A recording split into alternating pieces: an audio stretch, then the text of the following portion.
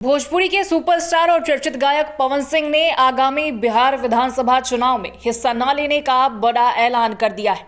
ये घोषणा उन्होंने सोशल मीडिया प्लेटफॉर्म एक्स पर अपने आधिकारिक पोस्ट के माध्यम से की, जिसमें उन्होंने स्पष्ट किया कि उनका चुनावी मैदान में उतरने का कोई इरादा नहीं है और वो पार्टी के एक सच्चे सिपाही के रूप में काम करना चाहते हैं। ये ऐलान एक तरफ जहां उनके प्रशंसकों के लिए तरह तरह की खबरें पैदा कर रहा है, वहीं राजनीतिक गलियारों में चर्चा का विषय भी बन चुका है। पिछले कुछ दिनों से ये कयास लगाए जा रहे थे कि पवन सिंह, जो हाल ही में भारतीय जनता पार्टी का हिस्सा बने हैं, इस बार चुनावी रण में कूद सकते हैं। उनके बीजेपी के वरिष्ठ नेताओं के साथ कई दौर की मुलाकातों ने इस अटकलों को हवा भी दी थी, लेकिन अब उनके द्वारा दिए गए स्पष्ट बयान ने चुनावी दंगल में उनकी मौजूदगी को लेकर सभी संदेहों को समाप्त कर दिया है। पवन सिंह ने अपने पोस्ट में साफ शब्दों में कहा है कि मैंने बीजेपी में इसलिए प्रवेश किया था ताकि मैं पार्टी का सच्चा सिपाही बन सकूं। चुनाव लड़ने का मेरा कोई मकसद नहीं है। मैं अपने भोजपुरी समाज से कहना चाहता हूं कि मैं बिहार विधानसभा चुनाव में हिस्सा नहीं लूंगा।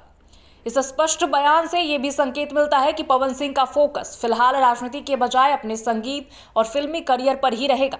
हालांकि पवन सिंह का राजनीतिक करियर अभी भी कई तरह की चर्चाओं में घिरा हुआ है। उनकी बीजेपी में शामिल होने को लेकर राजनीतिक विश्लेषक इसे पार्टी के चुनाव रणनीति का हिस्सा मान रहे हैं, जिसमें पार्टी भोजपुरी क्षेत्र में अपनी पकड़ मजबूत करना चाहती है। पवन सिंह की लोकप्रियता और जनाधार को देखते हुए पार्टी ने उन्हें एक प्रभावशाली चेहरा बनाया। इसी बीच पवन सिंह के निजी जीवन में चल रहे विवाद ने भी उनके राजनीतिक और सार्वजनिक छवि पर असर डाला है। उनकी पत्नी ज्योति सिंह द्वारा लगाए गए गंभीर आरोपों ने मीडिया और सामाजिक मंचों पर तूल पकड़ लिया है। देखिए, यहाँ पे मैं चुनाव लड़ने के लिए या फिर टिकट के लिए नहीं आई थी। मेरे साथ जो हुआ है, यहाँ पे मेरे साथ जो अन्याय हुआ है, वो किसी और महिलाओं के साथ ना हो। कोई और महिला जो मैंने झेला है, वो कोई और महिला ना झेले, क्योंकि आए दिन ये महिलाओं के साथ होते रहे। मैं उन तमाम महिलाओं की आवाज बनना चाहती हूँ जिसके साथ ये अन्याय हो रहा है। आज की डेट में ये अन्याय किया जा रहा है। बस इसीलिए मैं प्रशांत भैया से मिलने आई थी। मैं चाहती हूँ कि नहीं, मैं यहाँ पे चुनाव की कोई बात ही नहीं है। यहाँ पे चुनाव को लेके कोई बात नहीं हुई है और न ही टिकट की कोई बात हुई है। मैं बस उन तमाम महिलाओं के लिए यहाँ पे आई हूँ जिसके साथ मेरे साथ अन्याय हो रहा है, तो वो उसी चीजों से जो जूझ रही।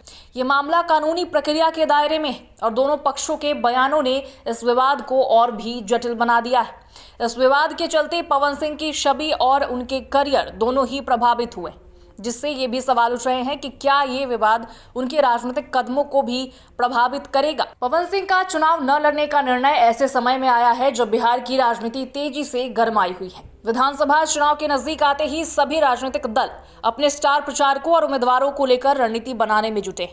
ऐसे में पवन सिंह का ये फैसला बीजेपी के चुनावी गणित को भी प्रभावित करेगा। कुल मिलाकर पवन सिंह का ये स्पष्ट बयान और चुनाव से दूरी बनाना उनकी राजनीतिक सक्रियता के मायने बदल देता है। ये उनके फैंस के लिए राहत की बात हो सकती है, साथ ही राजनीतिक जानकारी से बीजेपी की विस्तारवादी रणनीति का हिस्सा भी मान रहे।